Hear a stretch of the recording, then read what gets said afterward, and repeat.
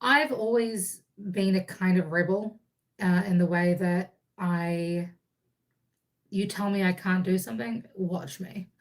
Like, that's always been kind of my thing. But it all kind of came to a head when I did X Factor in New Zealand, and I got down to the final 6.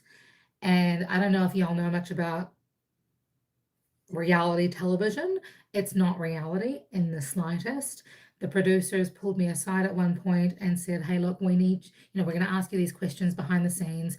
We need you to please, you know, give us the dirty on some of these people. We want you to kind of act up a little bit and be a little bit aggressive and be a little bit angry." And I was like, "Wait a minute, y'all want me to play the role of an angry black woman as the only person of color who's in the final 6?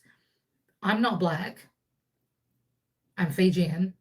And I feel like that's a discredit, that that totally undermines the entire cultural, um, what's the word, identity that I ascribe to. But also, I'm not angry in the slightest either. And so, like, why would you try to pigeonhole me into a box that I don't belong, have never belonged to, and will never belong to?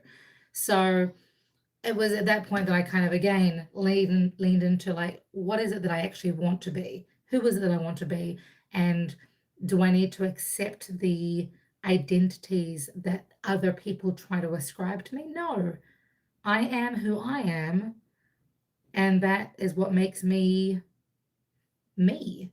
And I wish we had more support for people to identify, to self-identify who they want to be.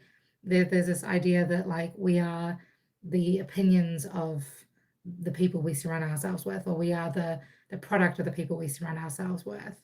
Now, I'm very conscious of who I surround myself with. So if you ask Ren, I'm sure they will tell you very similarly to to me as to who I am. But at the same time, Ren's opinion of me, my friends' opinions of me, are just a small fraction of who I truly am.